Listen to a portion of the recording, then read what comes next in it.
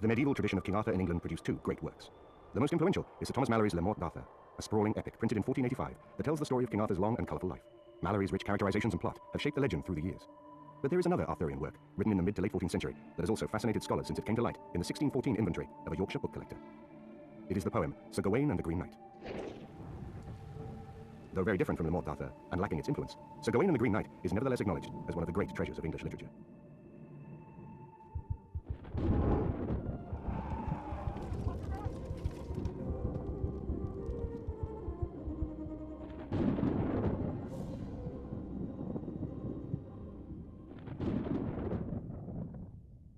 The question of whether Gwain and the Green Knight is a fringe work or a mainstream work can be answered yes and yes. Obviously, it's about King Arthur, and King Arthur is mainstream. The poem is made up of a series of incidents. In those incidents, we find a beheading game, and there are lots of poems with beheading games and folk tales about beheading games. There is a series of temptations, and again, knights are always being tempted by damsels. There's a series of exchanges of gifts. So these three incidents, which are at the core of the poem, we can find other examples of these. The uniqueness of the poem is to bring all of those together and to put them on top of an Arthurian narrative, and to weave the whole thing in a way that we get a poem that is clearly the best poem about King Arthur written in the 14th century in Middle English, and which is arguably the finest example of Middle English romance from the 14th century. Unlike Malory's epic that sprawls over 8 separate sections or books, Sir Gawain and the Green Knight is a tightly structured narrative poem of some 2,500 lines that relates but a single episode in the life of one of Arthur's most famous knights. We are not certain who wrote the poem. It survives in only a single manuscript, along with 3 religious poems: Patience, Cleanness, and Pearl. Most scholars believe that all 4 works are by the same author, whom they have dubbed the Pearl Poet, or the Gawain Poet. Anything we know about this writer is based on conjecture. Like many medieval poems, we don't have a named author for Sir Gawain and the Green Knight, but there's some evidence that we can draw on to establish something about the interests or the activities of the poet. He was certainly well educated, and that means he was probably a cleric. He was probably educated by the church. He may well have worked as a servant in a noble household. He probably came from an area of the northwest Midlands of England, around Cheshire, and that's about 200 miles from London. We can get a rough idea of where the poem was written, or at least where the poet came from, by looking at the language of the poem. But of alle the terbolt of Bretagne kinges, I was Arthur the hendest, as he have heard the tell. For the ounter in erd, the atlet shower, that a sally in sicht some men hit holden, and an outrage aventure of Arthur's wanderers. If ye will list on this lyre, but on little wheeler, ye shall tell it as teet as he in tune herde with tongue, as hit is stad and stoken in story stiff and stronger, with leal letters loken, in Londa so has been longer. Sir Gawain and the Green Knight is written in a northwest Midlands dialect, and that means that the language is rather different from, say, London English of the 14th century, which came to be the standard English and turned into early modern and now modern English, which we speak now. And that accounts for the fact that the poem's language seems quite strange to us now. It seems quite harsh. A lot of the words that the poet uses have now dropped out of English. But nevertheless, the poet is very sophisticated in the way that he uses that language, and it's a very organised, a very elaborate style that he's writing in, and he clearly relishes the language that he's using. The stanzas of Sir Gawain and the Green Knight contain between 12 and 26 lines, written in an unrhymed alliterative metre developed by 14th century poets as part of what scholars sometimes call the alliterative revival. Translations we use today are able to imitate the alliterative metre of the original, including the 5-line rhyming group, called a bob and wheel, that comes at the end of each irregular stanza. The Gawain poet wrote in the late 14th century, roughly at the same time Geoffrey Chaucer was entertaining the courts of Richard II and Henry IV in London. Chaucer's Canterbury Tales survive in scores of manuscripts, some of them lavishly illuminated deluxe texts that testify both to Chaucer's wide popularity and to the high esteem in which his work was held. Although the mysterious author of Gawain and the Green Knight failed to achieve similar popular acclaim, he was very much Chaucer's equal as a poet. The poem gives voice to what one critic called a loving critique of chivalry, a rare achievement indeed in the history of medieval romance and the Knights of the Round Table. Sir Gawain and the Green Knight is a romance, but it's an extraordinary example of that genre, and it's very much aware of its place within the romance tradition, in its manipulation of time, in its tight structure, in its delicate use of irony and subtle undercutting of the grandeur of Arthur's court, and in its very serious moral purpose. Gawain and the Green Knight exceeds our expectations of what we might regard as normal Middle English romances, and I think also in its clever manipulation of the language and style. Our poet chose to write of Gawain above all of the other Knights of the Round Table. Why was that? Gawain has a special role in the story of King Arthur.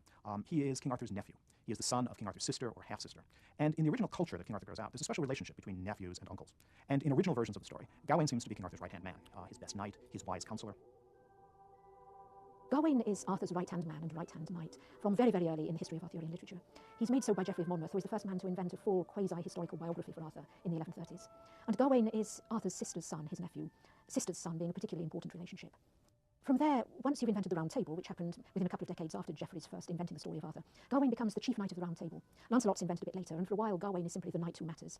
In the English tradition, he stays as the knight who matters, right the way through until the 15th century, until Malory writes. Like most romance writers, the author of Sir Gawain and the Green Knight clearly revels in the passion and pageantry that typify the genre. But he also poses questions that challenge his hero and his audience equally. He explores not only the ideals of knighthood, but also the profound ambiguities that lurk behind them. In addition, he displays a keen sense of humour and offers a deep insight into human nature.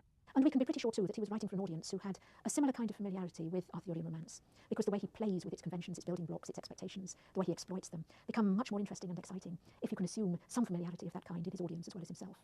So we have to imagine him as writing perhaps for a provincial court, perhaps for an abbey, because abbeys were centres of learning and culture out in the provinces, possibly for the royal court, but certainly for a cultured audience.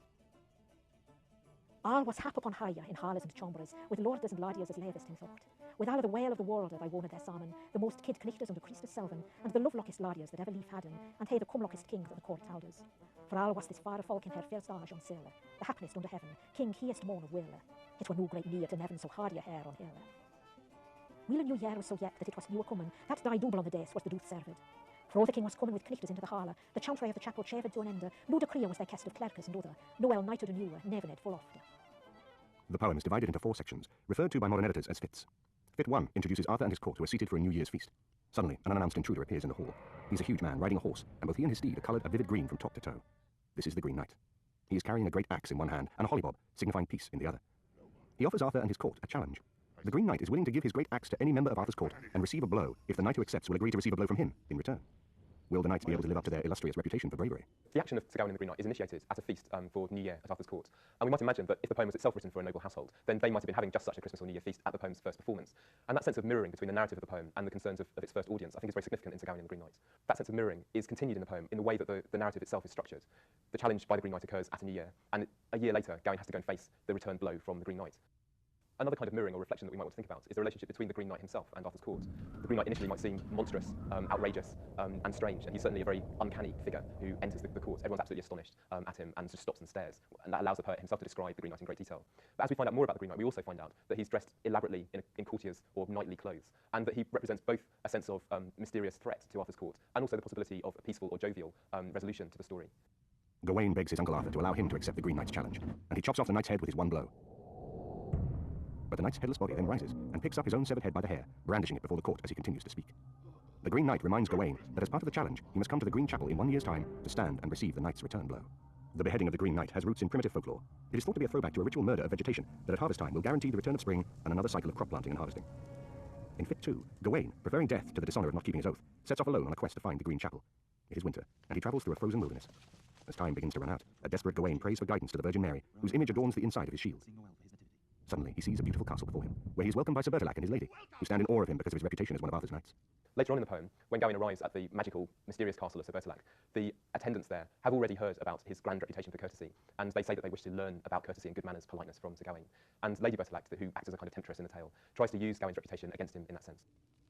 The lord of the castle tells Sir Gawain that the Green Chapel lies barely a morning's journey away, and invites Gawain to spend the rest of the Christmas holiday at the castle, in order to rest and prepare himself for his coming ordeal. Gawain eagerly accepts, and his host proposes that they should pass the time with a game. On each of the 3 days that remain, he will go hunting, while Gawain rests at the castle. At the end of each day, the lord and Gawain will exchange gifts. Once again, the poet has introduced a game involving exchanges, though it is between Gawain and Sir Bertilac this time, rather than Gawain and the Green Knight. This plot device shows the poet's skill in the use of symmetry. Fit 3 narrates the events of the following 3 days. Each morning, while Gawain's host is out hunting, his wife makes increasingly bold advances towards her guest. Gawain finds himself in a terrible dilemma. He does not want to commit adultery with his host's wife, but as a knight, he is also obliged to treat her with the utmost courtesy. Somehow, he must find a way to reject her advances without giving offence. Gawain triumphs in this test of his knightly virtue. He debates and negotiates with his host's wife, granting her only 1, 2, and 3 kisses on each of the 3 days. He honours his bargain with his host by bestowing these kisses on him at the end of each day. Gawain plays a really crucial role in the story of King Arthur. He's there, usually at Arthur's side. He sometimes takes on military engagements for Arthur or acts as an ambassador. But Gawain's role is not only that. He's also got a huge reputation for chivalry, for courtesy, for politeness, and that's something that the Gawain poet certainly plays on in his own poem. Now, in both of those situations, the military prowess and the side of courtesy or womanising, the Gawain poet takes great delight in testing Gawain in both of those spheres. He has to stand still and take the blow that the Green Knight wants to give him. But also, he has to engage in verbal combat with Lady Bertilac, the wife of Bertilac, his host, and which is even more dangerous, we subsequently discover, than taking the blow from the axe.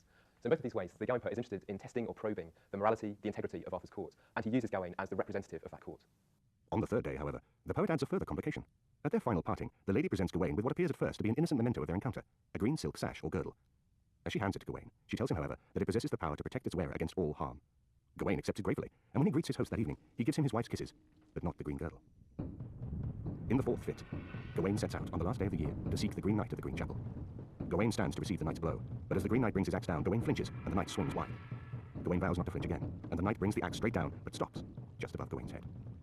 Gawain does not flinch, and the knight, satisfied, prepares to deliver his final blow.